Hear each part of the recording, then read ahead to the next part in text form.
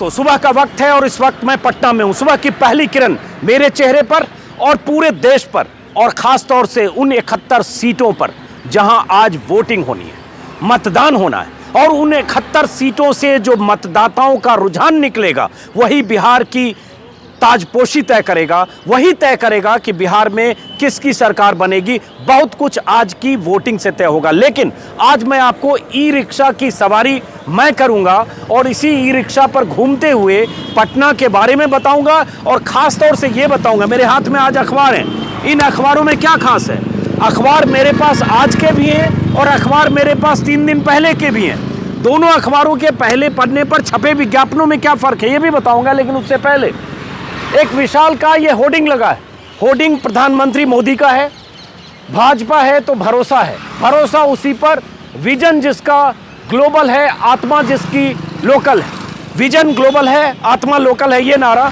और ठीक सामने तेजस्वी यादव का होर्डिंग जिसमें बिहार मांगे बदलाव, और उसके पीछे फिर मोदी। और लगातार यहाँ से आपको दिखेगा कि कैसे बिहार के चुनाव प्रचार में पटना के हर चौराहे पर, हर नुक्कड़ पर कैसे विशालकाय होर्डिंग में प्रधानमंत्री मोदी उतर चुके हैं और आज उनकी रैलियां भी होनी। तो ये हमारे सारथी हैं, इनके साथ इसी ई रिक्शे पर पटना की सवारी करूंगा और उसके बाद आपको भी कुछ बताऊंगा। तो चलते हैं दोस्तों, मेरे साथ आप भी चलिए, घूमिए, जरा देखते हैं। और कैमरा कर रहे हैं हमारे सहयोगी युवा अभय। तो इस ई रिक्शा में चलते हैं। चलो भाई, स्टार्ट करो, आगे बढ़ते हैं जरा। मेरा मकसद ये है कि आपको थोड़ा पटना भी दिखाऊं। आज के अखबारों की हेडलाइन और अखबारों के विज्ञापन में पहली बार आज मोदी और नीतीश एक साथ दिखे हैं, पहली बार दिखे हैं। ये अगर मैं कह रहा हूं तो मेरे कहने का कुछ मकसद है। और आज आपको पता होगा कि आज 16 जिलों की 71 सीटों पर आज वोटिंग है। ये 71 सीटें कई मायने में महत्वपूर्ण है, क्योंकि इन्हीं 71 सीटों की वोटिंग से यह तय होगा कि बिहार में चुनाव के बाद दिशा क्या होगी। क्योंकि ये 71 वो सीटें हैं जहां पिछले चुनाव में जेडीयू और आरजेडी गठबंधन को जबरदस्त कामयाबी मिली थी और सरकार अगर बनी थी तो भूमिका यहां से तय हुई थी।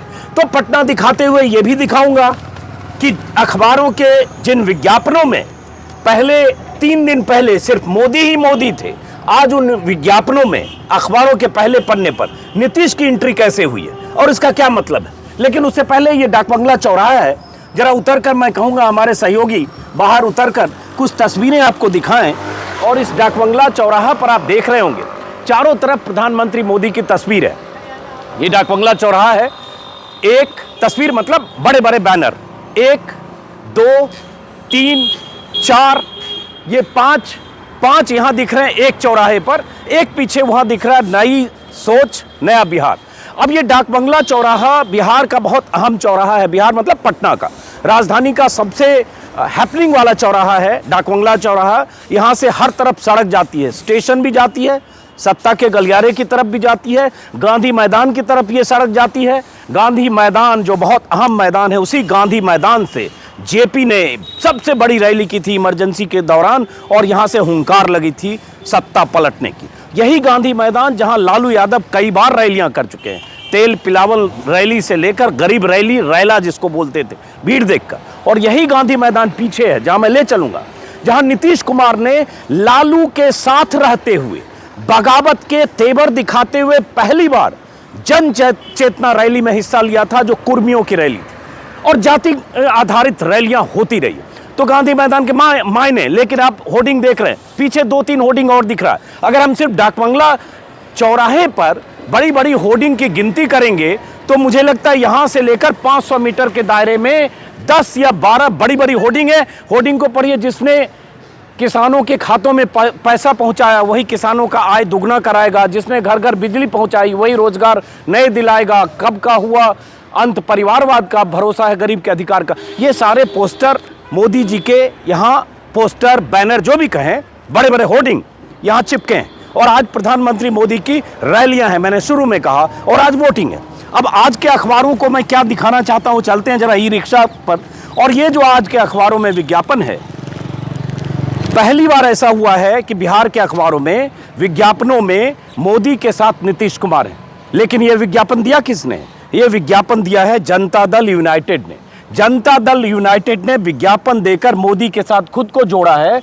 लेकिन अगर बीजेपी का, यह आज का अखबार है, लेकिन अगर 3 दिन पहले का अखबार देखें, जो मैंने पहले भी बताया था, यह बीजेपी का विज्ञापन है। इसमें न तो नीतीश कुमार हैं, न बिहार बीजेपी के कोई नेता हैं, और सिर्फ मोदी हैं। और यही जो विज्ञापन में है, अखबार के पहले पन्ने पर फुल पेज पटना के सारे अखबारों में एक साथ 3 दिन पहले यही होर्डिंग की शक्ल में वहां आपको दिख रहे हैं।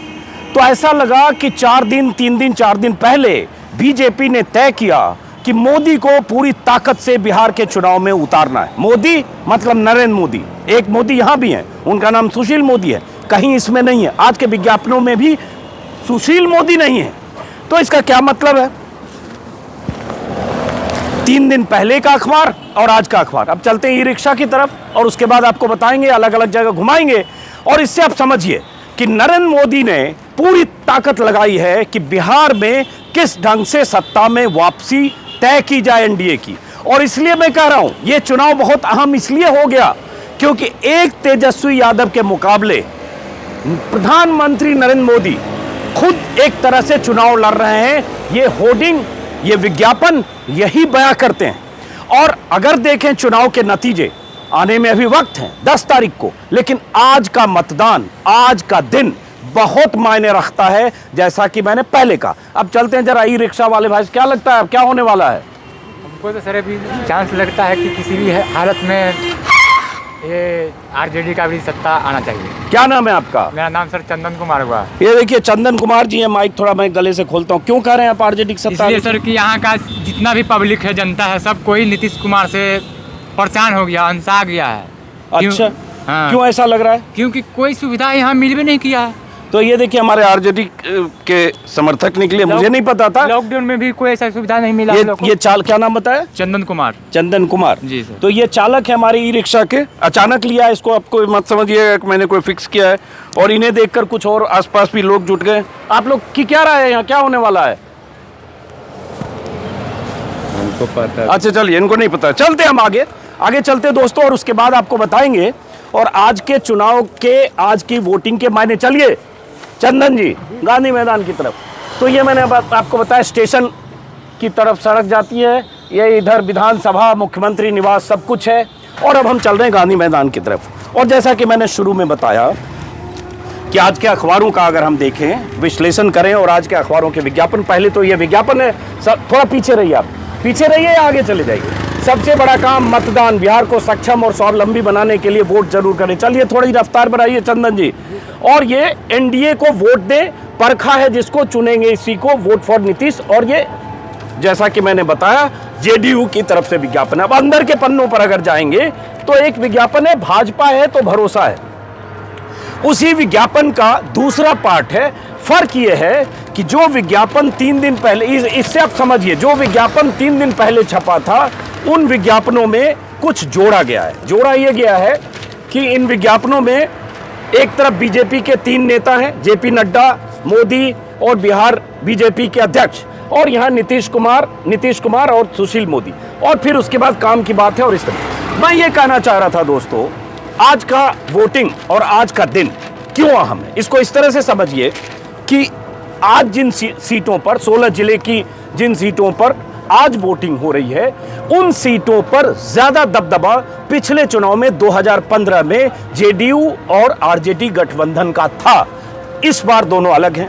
अगर हम इस चुनाव और पिछले चुनाव की तुलना करें, 2015 में इन 71 सीटों पर, पहले यह भी समझ लीजिए, इन 71 सीटों पर करीब 2 करोड़ 14 लाख वोटर आज मतदान करेंगे। इसमें 1 करोड़ से ज्यादा, कुछ 2-4 हजार ज्यादा महिलाएं हैं।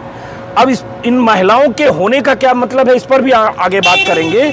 लेकिन 2015 में अगर देखते हैं, गांधी मैदान की तरफ चलते रहिए, 2015 की तरफ देखते हैं तो आरजेडी 25 सीटों पर जीती थी, जेडीयू 21 सीटों पर। लेकिन अभी 23 हो रहा शायद आंकड़ा, 1-2 लोग आरजेडी के और इधर उधर के पलटी मारे हैं या जीती हुई सीट से जेडीयू में शामिल हुए, इसलिए मुझे ऐसा दिख रहा है। बीजेपी 13 सीटों पर, 2015 की बात कर रहा हूं, कांग्रेस 8 सीटों पर, हम 1 सीट पर, सीपीआईएमएल 1 सीट पर। तो इस हिसाब से अगर देखेंगे तो आरजेडी और जेडीयू और कांग्रेस तीनों मिलाकर देखेंगे तो 50 का आंकड़ा पार किया था इन्हीं 71 सीटों में, और बीजेपी को सिर्फ 13 सीटें मिली थी इन्हीं 71 सीटों पर। तो आज क्या होने वाला है, क्या हो सकता है वोटिंग में? अभी की स्थिति यह है कि आरजेडी 42 सीटों पर चुनाव लड़ रही है, जेडीयू 35 सीटों पर चुनाव लड़ रही है, बीजेपी 29 सीटों पर चुनाव लड़ रही है और कांग्रेस 21 सीटों पर चुनाव लड़ रही है। इसमें गठबंधन चूंकि सबका है, उस गठबंधन के हिसाब से अगर देखेंगे तो हम 6 सीटों पर है जो नीतीश कुमार के साथ है, वीआईपी 1 सीट पर है जो है एनडीए में लेकिन बीजेपी ने अपने खाते से दिया है, एलजेपी 41 सीटों पर है। 41 सीटों पर इसलिए कि जेडीयू के हर सीट पर एलजेपी है, आरएलएसपी 40 सीटों पर है। तो आज और जिले आपको पता होंगे जिन जिन जिलों में आज वोटिंग है, रोहतास भोजपुर से लेकर औरंगाबाद और बक्सर, भागलपुर, भभुआ, जमुई, मुंगेर, जहानाबाद, शेखपुरा। इसमें बक्सर का वो इलाका भी है जहां से गुप्तेश्वर पांडे टिकट लेना चाहते थे, नहीं मिला। तो आज की वोटिंग के मायने इसलिए हैं क्योंकि अगर आज की वोटिंग में आरजेडी का दबदबा कायम नहीं रहा, क्योंकि आरजेडी अब अलग भी हुई। पिछली बार जेडीयू के खाते की सीटें भी महागठबंधन की थी क्योंकि गठबंधन में सरकार थी, इस बार जेडीयू अलग है, कांग्रेस को ज्यादा सीटें दी गई है। अब तो आज के चुनाव की, आज की वोटिंग की बात करें तो आरजेडी के सामने सबसे बड़ी चुनौती यह है कि 2015 में जेडीयू ने जो सीटें जीती 21 सीटें, उन सीटों को जेडीयू से छीनना है अपनी बढ़त हासिल करने के लिए, और अपनी सीटें जो जीती आरजेडी ने 25 सीटें, उन सीटों को बचाना है। 2 चुनौती है। उसी तरह की चुनौती अगर देखें तो बीजेपी के सामने है, बीजेपी मतलब बीजेपी और जेडीयू के सामने, गठबंधन के सामने, एनडीए गठबंधन के सामने, कि जेडीयू को अपनी सीटें बचानी है, बढ़ाने की कोशिश करनी है। बीजेपी को जो बहुत नुकसान हुआ, सिर्फ 13 सीटें मिली 2015 में, बीजेपी को अपनी सीटें बढ़ानी है। अगर बीजेपी बढ़ेगी नहीं, आज जेडीयू अपनी सीट बचा नहीं पाएगी तो तस्वीर बदल जाएगी, और यही स्थिति आरजेडी के लिए। अब सवाल उठता है कांग्रेस का स्ट्राइक रेट। कांग्रेस 21 सीटों पर लड़ रही है, पिछली बार गठबंधन था तो कांग्रेस को 8 सीटें मिली, अब कांग्रेस अलग लड़ रही है, जेडीयू अलग है। जेडीयू का एक बहुत बड़ा वो वोट बैंक जिसको अति पिछड़ा महादलित वोट बैंक बोलते, ईबीसी। महिलाओं का जिक्र मैंने इसलिए किया क्योंकि बार बार ये कहा जाता है कि महिलाएं नीतीश कुमार की वोटर को अगर एनालाइज करें तो महिलाओं की तादाद नीतीश कुमार को वोट देने में ज्यादा रही। उसका एक फैक्टर शराबबंदी भी माना गया कि शराबबंदी के बाद महिलाएं खुश थी, लोग नाराज हैं, उसकी नाराजगी के अलग फैक्टर, उस पर बात करूंगा। तो जो 1 करोड़ महिलाएं हैं उनका रुख क्या होता है, और यही वो इलाका है 71 सीटों वाला इलाका जहां वाम दलों का असर है, सीपीआई-एमएल का असर है, और बहुत कैलकुलेटेड ढंग से सीपीआई-एमएल को के साथ गठबंधन करके इस बार चुनाव मैदान में 8 सीटों पर सीपीआई-एमएल के उम्मीदवार हैं। तो वहां सीपीआई-एमएल को कितनी सीटें हासिल होती है? पिछली बार सिर्फ 1 सीट मिली थी। कांग्रेस को कितनी हासिल होती है? पिछली बार 8 मिल गई थी। लेकिन फिर बार बार कहता हूं कि पिछली बार एक विनिंग कॉम्बिनेशन बना था। अब आते हैं, अगर हम इसकी तुलना 2010 से अगर करने लगे, क्योंकि करीब करीब वैसी स्थितियां हैं 2010 में। अब ये बगल में मेरे गांधी मैदान है, इस गांधी मैदान की ऐतिहासिकता, चलते रहे आप, ऐतिहासिकता बताया आपको मैंने। किसी गांधी मैदान से जेपी ने, जयप्रकाश नारायण ने इंदिरा गांधी की सत्ता को उखाड़ फेंकने का ऐलान किया था, और इस ऐतिहासिक गांधी मैदान से कई ऐसी रैलियां हुई जिसने सत्ता परिवर्तन की इबारत लिखी, जहां से बुनियाद पड़ी तख्ता परिवर्तन की, और जहां से बुनियाद पड़ी बगावत की भी, और जहां से बुनियाद पड़ी, अगर हम करें मंडल आंदोलन के दिनों की, सामाजिक न्याय के दिनों की, लालू यादव के राष्ट्रीय पटल पर जमने, और जिस दौर में लालू यादव कहते थे 20 साल तक हमें बिहार से कोई नहीं हटा सकता है, तो इसी गांधी मैदान में लालू यादव रैलियां किया करते थे। इतनी बड़ी रैलियां, दिल्ली में लोग भीड़ देखकर अचंभित होते थे, कई किलोमीटर तक पटना जाम होता था। अब वो ऐसी रैलियां नहीं होती, लेकिन गांधी मैदान की ऐतिहासिकता बरकरार है। आज गांधी मैदान में चारों तरफ से बंद है, क्योंकि चुनाव के लिए जो जितने अधिकारी हैं, चुनाव आयोग के लिए काम करने वाले ड्यूटी पर जो अधिकारी हैं, वो यहाँ से संचालित होते हैं उनके कैंप पे। चलिए इधर हम चलते हैं उस कोने की तरफ, हाँ उस तरफ चलते हैं। तो इसलिए मैं कह रहा था कि आज का चुनाव ये तय करेगा। और आज एक और बात है, ये मोदी स्टाइल ऑफ पॉलिटिक्स है। आप ये गौर करिए, 2014 से होता है कि जिस दिन किसी इलाके में वोटिंग होती है उस दिन दूसरे इलाके में प्रधानमंत्री मोदी की रैलियां होती है। 2014 के पहले भी हो रही थी और उस समय बहुत सारे दलों ने इस पर एतराज भी किया था कि इससे वोटर इन्फ्लुएंस होते हैं, क्योंकि आप उसी दिन किसी और जगह रैली करते हैं और हर चैनल उस रैली को लाइव दिखाता है। लेकिन है, कुछ हो नहीं सकता। चुनाव आयोग से शिकायतें उस दौर में हुई थी, धीरे धीरे सब लोग इसके अभ्यस्त हो गए। तो आज मोदी की 3 रैलियां हैं और रैलियां करीब करीब 15 या 16 रैलियां आज तेजस्वी यादव की भी है। सबको पता है कि आज का दिन, आज की वोटिंग अहम है और उस वोटिंग के वक्त आखिरी मौका है कि रैलियों में जो बात कहेंगे। पटना में रैली करीब 2 बजे है, वोटिंग शाम तक है, उस समय रैली पटना में होगी। इस रैली की गूंज उस चक्कर लगा के उधर चलिए, सीधे से चलिए, चक्कर लगाइए, यही गांधी मैदान है, चक्कर लगा के गांधी मैदान का फिर हम उधर चलेंगे एग्जीबिशन रोड की तरफ। उस रैली से जो गूंज निकलेगी, जो सुर निकलेगा, चाहे मोदी की रैली हो चाहे तेजस्वी की रैली हो, वो सुर वोटर को क्या किसी भी तरह से प्रभावित करेगा। जो वोटर मन नहीं बनाए, हालांकि मैं मानता नहीं, मैं मानता हूं कि मतदाता मन बना चुका होता है, लेकिन कहीं कोई कंफ्यूजन है तो इन रैलियों की गूंज से वो कंफ्यूजन दूर होगा। ये बहुत बड़ा अहम मुद्दा है। तस्वीर एक बार सामने भी दिखाइए।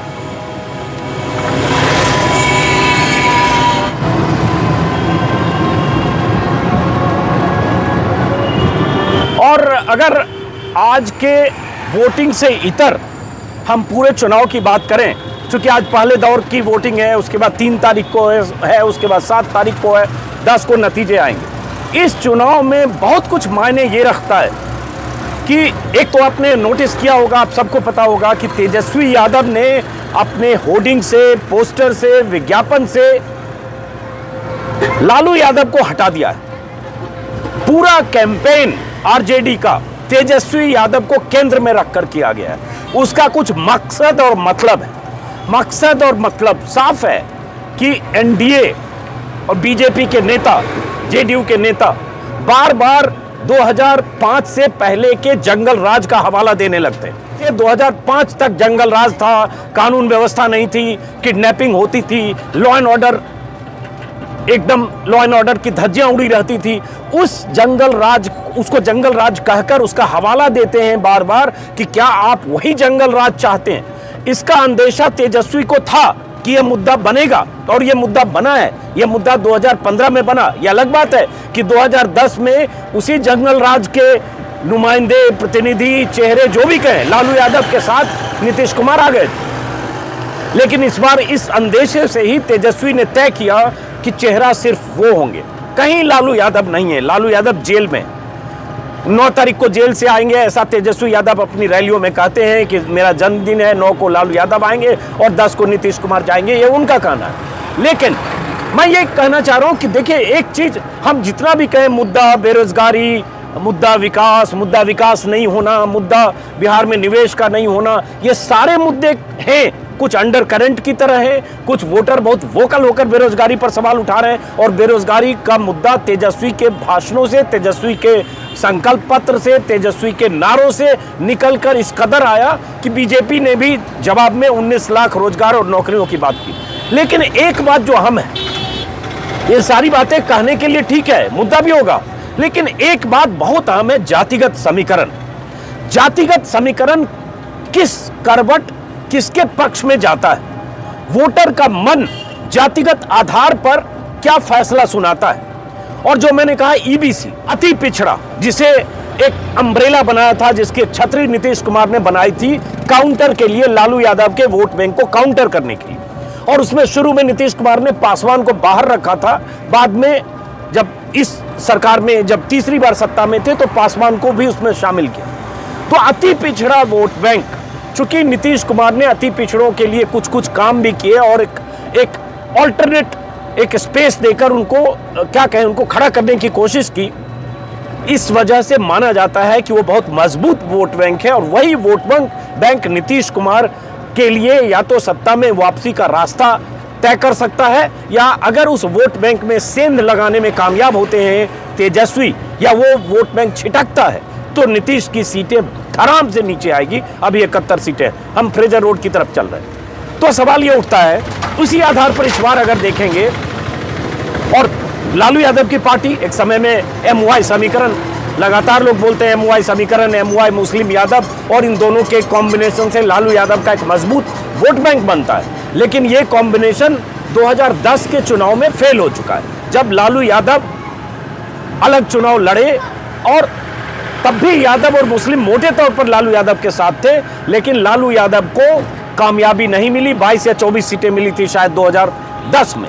इस बार अब देखना है कि क्या लालू यादव के बेटे तेजस्वी यादव उस वोट बैंक का, जिस वोट बैंक ने 2010 में उन्हें नहीं जिताया, उस वोट बैंक में कुछ जोड़ पाते हैं, और वो जोड़ना अति पिछड़ों का जोड़ना होगा। एक बात और है, अति पिछड़ों के अगर सीट का विश्लेषण करें, हम चलें डाकबंगला की तरफ धीरे धीरे, तो इस बार ये जरूर हुआ है कि जो टिकट बांटे गए हैं, उस टिकट में नीतीश कुमार ने यादवों का ख्याल रखा है, मुस्लिमों का ख्याल तो रखा है, क्योंकि मुस्लिम वोट नीतीश कुमार को मिलते रहे हैं। अभी 4 या 5 शायद विधायक हैं। नीतीश कुमार ने इस बार 11 मुस्लिमों को टिकट दिया है, जिसमें 4 सीटिंग भी है, एक ने दल बदल लिया था। आरजेडी की बात करें, अगर हम अति पिछड़े की बात कर रहे थे, अति पिछड़ों की बात करें, तो इस बार आरजेडी ने अति पिछड़ों को, जिसे बिहार में महादलित कहा जाता है, महादलित से परिभाषित नीतीश कुमार ने किया था, दलित से एक और नीचे, 25 उम्मीदवार ईबीसी के आरजेडी की तरफ से, 4 कांग्रेस के हैं। इस हिसाब से देखें तो तेजस्वी ने जातीय समीकरण को नीतीश कुमार के वोट बैंक में सेंध लगाकर साधने की कोशिश की है। और अगर हम जेडीयू की लिस्ट देखेंगे तो जेडीयू ने 17 यादवों को टिकट दिया, 11 मुस्लिम है, मैं बता चुका, 12 कुर्मी, 15 कुशवाहा, और ऊंची जाति के 19 लोग हैं, जिसमें राजपूत भूमियार हैं, 7 राजपूत हैं, 10 भूमियार हैं। इसी तरह से आरजेडी में देखेंगे तो 12 ऊंची जाति के वोट, 144 सीटों पर आरजेडी चुनाव लड़ रही है। अब इसमें एक फैक्टर ये है, बहुत अहम है, कांग्रेस 70 सीटों पर चुनाव लड़ रही है। कांग्रेस का स्ट्राइक रेट क्या होता है? अभी जितने आप चैनलों पर तस्वीरें, वीडियो देखते होंगे, हर वीडियो में तेजस्वी की रैलियों के वीडियो हैं, भीड़ है, उस भीड़ के हिसाब से आकलन है। लेकिन सवाल तो ये है कि 70 सीटों पर कांग्रेस चुनाव लड़ रही है, 144 पर ही आरजेडी है। आरजेडी का स्ट्राइक रेट क्या होता है, ये सवाल है। उससे बड़ा सवाल है कि कांग्रेस का स्ट्राइक रेट क्या होता है। 70 सीटों में से कितनी सीटें कांग्रेस निकाल पाती है? अगर पिछले चुनाव का हम देखेंगे तो पिछले चुनाव में कांग्रेस को अच्छी कामयाबी मिली, 8 सीटें जीती, लेकिन पिछले चुनाव में गठबंधन में जेडीयू भी था, तो जेडीयू का वोट बैंक भी कांग्रेस के बेस वोट बैंक से जा मिला। इस बार वो अलग है। तो ये सारे कैलकुलेशन है। अब हम फ्रेजर रोड चल रहे हैं, सामने फिर मोदी जी हैं हर जगह, दिखाएं इनको ये पोस्टर होर्डिंग। और इस पोस्टर होर्डिंग को देखकर इतने बड़े बड़े, यहाँ तो छोटे हैं, कुछ विशाल का होर्डिंग। आगे चलिए जरा, हम चिरैया टायर पुल पार करके कंकरबाग की तरफ भी चलते हैं। ये आर ब्लॉक चौराहा, चलिए आर ब्लॉक चौराहा, एक आर ब्लॉक चौराहा है, वहाँ ले चलते हैं आप। तो इसलिए इस बार दोस्तों ये फ्रेजर रोड की तस्वीर अब है। हमारे कैमरा पर्सन हैं, सहयोगी हैं, युवा हैं, 19 साल के हैं, बहुत ऊर्जावान हैं, वो लगातार हमारे साथ हैं। और आपको बताऊं कि हम लोग 4-5 बजे सुबह उठकर कहीं निकल जाते हैं किसी भी दिशा में समझने के लिए। आर ब्लॉक चलिए। और अगर प्रधानमंत्री मोदी इस तरह से पूरे पन्ने अखबार के विज्ञापन के साथ और पूरी उनकी छवि को भुनाने की कवायद और कोशिश के साथ, आर ब्लॉक, बीजेपी ने उनके चेहरे का इस्तेमाल किया है। एक उस इस्तेमाल के बाद अगर मान लीजिए, मैं इफ एंड बट में कर रहा हूं, अगर स्थितियां पलट गई, अगर नतीजे अपेक्षित नहीं आए, अगर सत्ता परिवर्तन हो गया, मैं बार बार अगर बोल रहा हूं, तो बीजेपी ये नहीं कह पाएगी कि ये बिहार का चुनाव है, केंद्र का चुनाव, लोकसभा का चुनाव नहीं है, इसलिए ये जो फेल्योर है लोकल लीडरशिप की है, मोदी जी का इसमें कोई कसूर नहीं है। क्योंकि बीजेपी की स्ट्रेटजी होती है, जीते तो जीत का लड्डू मोदी और अमित शाह खाते रहे। बीजेपी मुख्यालय पर आएंगे, 500 मीटर तक फूल माले और ढोल नगाड़ों से उनका स्वागत होगा। चलो क्या हुआ, सीधे चलते रहिए आप, एकदम सीधे चलिए, ढोल नगाड़ों से उनका स्वागत होगा। और जब जिस चुनाव में हार हो जाती है, उस चुनाव में फिर वो नहीं आते हैं, न प्रेस कॉन्फ्रेंस करते हैं, न मीडिया से बात करते हैं। एक बात सुनाता हूं आपको, 2015 का चुनाव हो रहा था, अमित शाह बीजेपी अध्यक्ष के तौर पर, अभी जेपी नड्डा है, बीजेपी अध्यक्ष के तौर पर जबरदस्त स्ट्रेटजी के साथ पटना में जमे थे। तब भी उनके साथ भूपेंद्र यादव थे, जो मान रहे थे कि वो सोशल इंजीनियरिंग करके बिहार में जेडीयू और आरजेडी के कॉम्बिनेशन को डेंट करके सरकार बना लेंगे। आज भी भूपेंद्र यादव है मुख्य रणनीतिकार, सिर्फ पार्टी अध्यक्ष बदले। तब अमित शाह लगातार पटना में कैंप कर रहे थे। और मुझे याद है, अगर तारीख तो जब आखिरी दिन की वोटिंग हुई थी, वोटिंग के बाद उनसे दिल्ली मुख्यालय में उन्होंने मीडिया से एड्रेस किया मीडिया को, तब उनसे पत्रकारों ने पूछा कि नतीजे क्या होंगे। अगर मुझे ठीक से तारीख याद है, मैं गलत अगर बोल पाऊँ तो माफ़ करेंगे क्योंकि स्पॉन्टेनियस बोल रहा हूँ, तो शायद मुझे उन्होंने कहा था 8 तारीख को बताऊंगा, 8 को नतीजे आने थे। लेकिन उसके बाद अगर मुझे ठीक से याद, करीब 2 महीने तक अमित शाह मीडिया के सामने नहीं आए थे। ऐसे नतीजे बिहार से आ गए थे। 50 से 2-3 सीटों पर अटकना कितनी बड़ी बात थी बीजेपी के लिए। और तब जब उस चुनाव में अमित शाह ने अपनी रैलियों में, सिवान की तरफ की किसी रैली में उन्होंने कहा था कि अगर यहाँ बीजेपी को हराने में जेडीयू और आरजेडी कामयाब हुए, आरजेडी वाले, या उनकी जीत हुई, तो पाकिस्तान में पटाखे फूटेंगे। और इस तरह की बात अमित शाह ने रैलियों में की, जिसकी बहुत आलोचना हुई। अब इस बार क्या हुआ, नित्यानंद राय ने एक बयान दिया कि अगर आरजेडी जीत जाएंगे, आरजेडी वाले जीतेंगे, आरजेडी जीतेगा, राष्ट्रीय जनता दल जीतेगा, तो कश्मीर से आतंकवादी यहां आकर बसेंगे, कश्मीर के आतंकवादी बिहार में पनाह लेंगे। इस पर भी उनकी आलोचना हुई। क्या मुद्दों की कमी है? तो ये सारी चीजें, इस बीच योगी जी आए तो यू टर्न लेना, योगी जी आए तो योगी जी ने यहाँ भोजपुर और पालीगंज की रैली में ये कह दिया कि कश्मीर से 370 हटा, आप चाहो तो कश्मीर में भोजपुर वाले जमीन ले सकते हैं। यहाँ जिनको 1 कट्ठे जमीन के लिए जिनके पास पैसे नहीं है, झोपड़ी में सड़क के किनारे सरकारी जमीन पर हजारों लाखों लोग रह रहे हैं, 2 वक्त की रोटी नहीं है, बहुत बड़ी आबादी 33-35% आबादी गरीबी रेखा से नीचे है, 2 वक्त की रोटी के लिए सरकार की योजनाओं पर आश्रित रहते हैं। और उनके लिए उन आबादी के लिए पता नहीं आपके जहन में क्या है कि आप कहते हैं भोजपुर के लोग कश्मीर में अब जमीन खरीद सकते हो। तो ये सब इन रैलियों में छिटपुट कहा गया, लेकिन इसका असर नहीं है बिहार में। अब असर किस चीज का है वो आज के मतदान के रुख के बाद पता चलेगा। असर रोजगार का है। बेरोजगारी बहुत बड़ा सवाल है, क्योंकि 1.5 करोड़ से ज्यादा युवा बेरोजगार हैं। फर्स्ट टाइम वोटर बहुत बड़ी तादाद है, बड़ा सवाल है। लेकिन ये बेरोजगार युवा, ये सड़क पर बातचीत में तुरंत नाराज होने वाले युवा, क्या ये मतदान के समय जातिगत सोच, जातिगत अवधारणा और उस बैरियर को तोड़कर वोट करेंगे? और या तेजस्वी की वादे पर भरोसा करेंगे, या उन्हें लगेगा कि नहीं, जो बीजेपी ने कहा है, मोदी जो कह रहे हैं, हमें उन पर भरोसा है? तो ये बहुत सारी चीजें अभी इस दिशा में तय होगी। चलते रहिए, वापस चलिए चिरैया टारपुल की तरफ। लेकिन जैसा कि मैंने कहा, सबसे बड़ा सवाल यही होगा कि 71 सीटों पर जनता किस तरह से सोचती है, और तेजस्वी यादव क्या अपने पिता का जो बैगेज है 15 साल का, बैगेज कह रहा हूं इसलिए कि उसी का डर और भय दिखाया जाता है। लॉलेसनेस हुआ, बेकाबू, क्या कहें, जातिगत आधार पर बेकाबू व्यवस्था हुई, अफसर या नौकरशाही पर लगाम लगाने की कोशिश के तहत बहुत सारी चीजें बेलगाम हुई, और ये आरोप हैं। और ये तेजस्वी एक तरह से डायरेक्टली इनडायरेक्टली मानते भी हैं।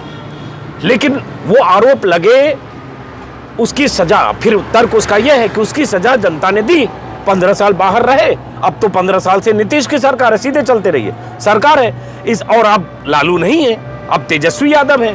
तो क्या तेजस्वी यादव एक युवा चेहरे के तौर पर लोगों का भरोसा जीत पाते हैं? लेकिन उसमें एक अहम और बात उस भरोसे के साथ है कि उस भरोसे में जब तक बोनस बाकी जातियों का नहीं जुड़ेगा, तेजस्वी के वोट बैंक में बाकी जातियों का मिलान नहीं होगा, तो तेजस्वी यादव के वोट में इजाफा कितना होगा उस पर फर्क पड़ता है। कुछ के एक चेहरा गरीबों का होता है। ये देखिए, ये अभी बज रहे हैं, सुबह के 7:45 बज रहे हैं। ये 5 लोग देखिए सड़क पर ऐसे सोए हुए हैं। इनके लिए विकास, इनके लिए सरकार की योजनाएं, इनके लिए मोदी जी का वो बोलना, इनके लिए नीतीश कुमार के दावे, इनके लिए किसी भी सरकार के वादे क्या मायने रखते हैं? देखिए क्या करते हो वैसे आप लोग? हैं? क्या बेचते हैं? बैलून बेचते हैं। ये लोग बैलून, तो घर नहीं है आपको तो यहाँ क्यों सो रहे हैं? अच्छा, कहाँ के रहने वाले हो? भागलपुर के। भागलपुर से यहाँ के बैलून बेचते हो, कितना? तो ये बैलून बेचते हैं, यहाँ दिन भर बैलून बेचते हैं, फुटपाथ के किनारे ये सोते हैं। किसको वोट दोगे इस बार? हैं? लालू जी हैं? किसको वोट दोगे? क्यों तेजस्वी यादव? सब कुछ किया नहीं सर। बैलून बेचते हो, रोज यहीं सोते हो? भागलपुर के हो तो ये भागलपुर के हैं, बैलून बेचते हैं। भागलपुर यहाँ से 150 किलोमीटर से ज़्यादा होगा शायद, और उसके बाद यहीं सोते हैं। आप लोग, आप सफाई वाले क्या सोचती हो? आप क्या इस बार होगा बिहार में? किसको वोट करोगे आप? ये सफाई कर, इधर घूमो, इधर घूमो आप। देखिए पीछे मोदी जी का फोटो है। बोले मोदी जी ठीक है, मोदी जी तो सही है, हाँ नीतीश कुमार गलत है। हाँ, हमको वोट देना है लालू के बेटा को। ये देखिए अब इनका कहना ये इसलिए है। कि हमें 15 साल से हो गया, नीतीश कुमार बार बार कर नौकरी नहीं दिया। 9,000 में तनख्वाह में बाल बच्चा पर बन जाओ, कर्जा के पीछे ले, पैसा नहीं बढ़ाता, हाली डेट लेता है, आप करेंगे। लॉकडाउन में मार दिया भूखे प्यासे, 5 महीना बाल बच्चा भूखे रहा, बाकी कुछ नहीं किया था। ये देखिए, ये इनकी नाराजगी देखिए, इनकी नाराजगी नीतीश कुमार से है। सफाई आप ये ठेके पे काम करते हो? हाँ, अभी तो इसी कर रहे हैं कर्मचारी निगम से, फिर कोई सहारा नहीं है, कुछ न कपड़ा देता है न वर्दी तो देता ये है। ये मोदी जी को क्यों नहीं वोट दोगे? मोदी जी के नाम पे। मोदी जी के ठीक है, वो हर चीज में सहारा दिए मोदी हाँ, जी। लेकिन नीतीश कुमार का रहने हाँ, को। मोदी जी अच्छा है, हर चीज में सहारा दे, बाकी नीतीश कुमार नहीं, कुछ नहीं किए हमारे के लिए। हर 4-5 महीने से मार दिया सब नीतीश कुमार। इधर देखिए तेजस्वी का लगा, तो आप कह रहे हो तेजस्वी को वोट दोगे? जी हाँ, मर्जी से। कहाँ के रहने वाली हो? कमला नेहरू नगर। और कमला नेहरू पिछले बार किसको वोट दिया? हमें हाँ, नहीं कर दिया नीतीश कुमार के। पिछली बार नीतीश कुमार को दिया, इस बार तेजस्वी को। हाँ। क्यों? जब पिछली बार दिया तो इस बार क्या हो गया? क्या करें सर, आपने कैसे पोजीशन कर दिया कि नहीं हमने की नौकरी दे रहा है, ना आपको दे रहा है, तो क्या करें बोलिए? हमने के बार नौकरी कह के नहीं देता, नीतीश कुमार आओ देता, कागज पिछा का खाता तो ये सब से हटा दो। अब ये देखिए, ये सफाई कर रही हैं। क्या नाम है आपका? पूरा नाम बताओ।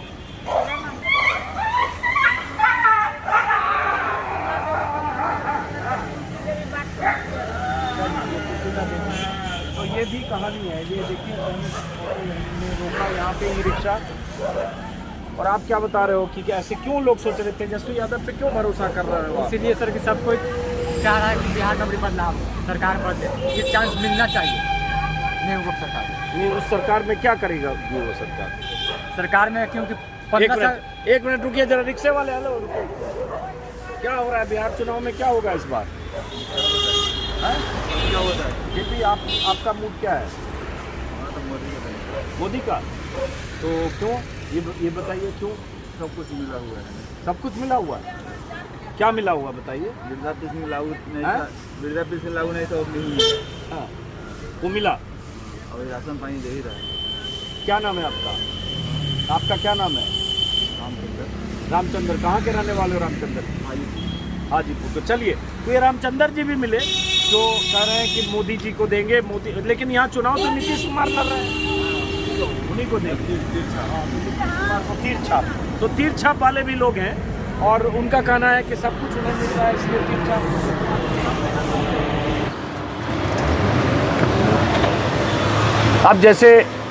अब जैसे देखिए, यहाँ भी ये सब जगह होर्डिंग ऐसे ही आपको मैं लगातार दिखाता चल रहा हूँ। अब इससे ऐसा लगेगा जैसे घर घर में बिजली, रोजगार सब मोदी जी ने ही दिलवाई है।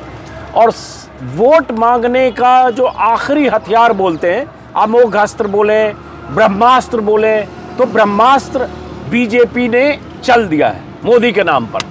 और अब ये आखिरी हथियार है बीजेपी के पास। और अगर आखिरी हथियार का इस्तेमाल बीजेपी ने इस तरह से कर लिया है कि हर 50 मीटर क्या 10 मीटर 20 मीटर पे भी होर्डिंग लगे हैं, तो इससे आप अंदाज़ा लगा सकते हैं ये बेचैनी, ये तेजस्वी के चुनाव मैदान में इस आक्रामकता के साथ उतरने की वजह से, एक एजेंडा सेट होने की वजह से, या कहें रेस में कड़ी टक्कर में आ जाने की वजह से ही हुआ है। वरना इस आक्रामकता का जवाब, तेजस्वी की आक्रामकता का जवाब देने के लिए पटना की सड़कें मोदी के पोस्टर, बैनर, होर्डिंग और अखबारों के पन्ने इस तरह से विज्ञापनों से रंगे नहीं होते। अब ये भी बताऊं कि मैं जानबूझकर 3 दिन पहले का ये अखबार लेकर आज चला था, क्योंकि मुझे पता था कि आज के अखबार में क्या विज्ञापन है, उस पर देखूंगा और अगर लगेगा तो बात करूंगा। तो ये मैंने फिर अब क्लोज करने से पहले कि ये विज्ञापन वही है जो पहले का है।